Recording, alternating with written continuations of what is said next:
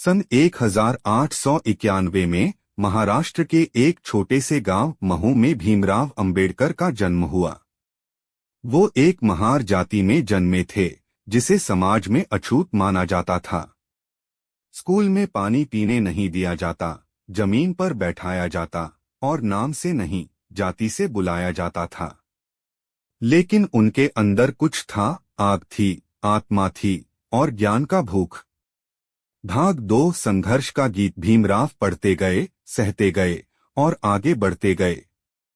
विदेशों से शिक्षा ली, अमेरिका से PhD, लंदन से बैरिस्ट्री और भारत लौटे तो एक ही सपना लेकर, जाति का अंत, समानता का आरंभ। लोगों के लिए वो सिर्फ नेता नहीं थे, वो उम्मीद बन चुके थे। उनके भाषण, उनके लिखे शब्द, उनके कानून में छिपा हर अनुच्छेद, उनके द्वारा जलाए गए मनुस्मृति के पन्ने, ये सब गीत बन गए, क्रांति के गीत। भाग 3 बाबा साहेब के अच्छे गाने गीत नहीं, विचार हैं। आज जो लोग बाबा साहेब के अच्छे गाने सुनते हैं वो सिर्फ रैप, डीजे या भक्ति नहीं है, वो इतिहास है, क्रांति है और आत्मसम्मान की आवाज है। कुछ गीतों में जो भाव होते हैं, जय भीम बोलो, ये नारा नहीं, एक पहचान है। मेरे बाबा ने दिया जो ज्ञान, ये शिक्षा का गर्व है। नागपुर की दीक्षा भूमि, जहां उन्होंने बौद्ध धर्म अपनाया, वो आज भी आत्मनिर्माण का स्थल है रोशनी अंधेरे की, ये दलितों की आत्मा की पुकार है। गाने लोगों को अपनी जाति, अपनी पहचान और अपनी ताकत से जोड़ते हैं। जब कोई बच्चा ये गीत सुनता है तो उसे एहसास होता है कि उसके भी पंख हैं, उड़ान उसकी भी है। भाग 4 बाबा साहब को बाबा साहब क्यों मानते हैं? लोग उन्हें भगवान क्यों मानते हैं? क्योंकि उन्होंने वो किया जो कोई और नहीं कर पाया। उन्होंने संविधान लिखा, लेकिन पहले आत्मसंविधान रचा। उन्होंने आरक्षण दिया, लेकिन पहले आत्मविश्वास जगाया। उन्होंने सिर्फ समाज बदला नहीं, सोच बदल दी। लाखों लोग जो आज पढ़ पा रहे हैं, नौकरी पा रहे हैं, मंच पर खड़े होकर अपने हक की बात कर रहे हैं, वो सब एक आदमी के कारण संभव हुआ। वो आदमी भगवान नहीं बना, लेकिन लाखों के लिए भगवान से कम भी नहीं है। भाग 5 एक कहानी जो कभी खत्म नहीं होती। बाबा साहेब की कहानी लंबी है और अधूरी भी, क्योंकि आज भी लड़ाई जारी है। लेकिन उनके अच्छे गाने, उनके विचार और उनका संघर्ष हर बार एक नई पीढ़ी को प्रेरित करता है। जब कोई बच्चा मोबाइल में जय भीम डीजे सॉन्ग बजाकर नाचता है तो वो सिर्फ नाच नहीं रहा होता, वो अपने इतिहास को जगा रहा होता है। अंत में बाबा साहेब एक गाने की तरह हैं, हर दिल में गूंजते हैं, हर पीढ़ी में गाए जाते हैं और जब तक अन्याय रहेगा ये गीत कभी थमेंगे नहीं। अगर आप चाहें तो मैं आपको कुछ प्रसिद्ध और भावनात्मक बाबा साहेब के गानों की सूची भी दे सकता हूं जो आज के युग में युवाओं को जोड़ते हैं।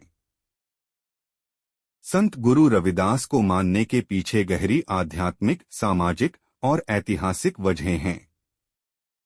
उनके जीवन, शिक्षाओं और कार्यों ने न केवल एक धार्मिक मार्ग दिखाया बल्कि समाज में फैले भेदभाव, जातिवाद और अज्ञान के खिलाफ एक सशक्त आवाज भी उठाई।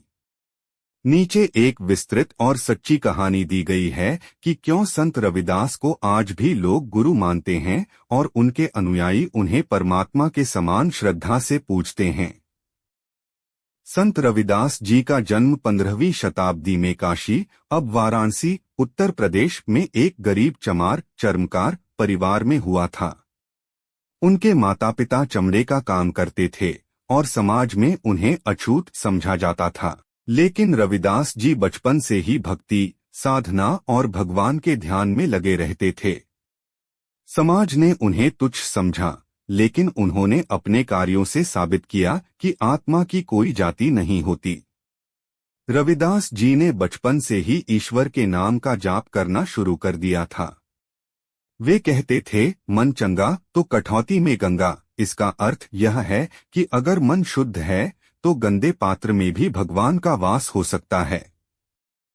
वह कर्मकांड नहीं बल्कि अंतरात्मा की पवित्रता को प्राथमिकता देते थे। दो सामाजिक समानता के प्रचारक, उनका सबसे बड़ा योगदान यह था कि उन्होंने समाज में फैले जात पात ऊंच नीच के भेदभाव को चुनौती दी। वे कहते थे, कोई हरिजान, कोई रंक न कोई राजा, सब में एक रब का साजा। उन्होंने कहा कि हर इंसान एक समान है, चाहे वह किसी भी जाति या वर्ग का हो।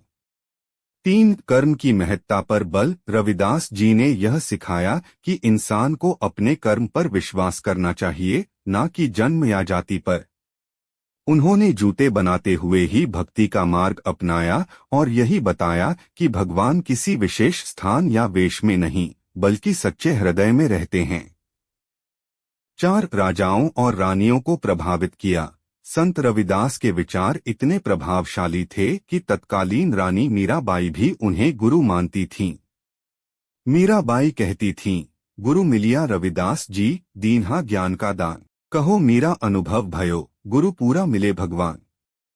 यह दिखाता है कि उनका ज्ञान कितना ऊंचा और प्रभावशाली था कि राजघराने भी उनके शिष्य बन गए। 5 अनुभव और सरल भाषा में भक्ति। उनकी वाणी बहुत सरल, सच्ची और आमजन की भाषा में थी। जैसे ऐसा चाहू राज में, जहां मिले सबन को अन्न। छोट बड़ो सब संबसै, रैदास रहे प्रसन्न। इसमें उनका सपना एक ऐसी दुनिया का है जहां कोई भूखा न रहे और सब एक समान हो। यह विचार आज भी प्रासंगिक हैं। संत रविदास का आध्यात्मिक संदेश। रविदास जी ने कभी भी धर्म, मंदिर या किसी विशेष व्यवस्था को बाध्यता नहीं माना।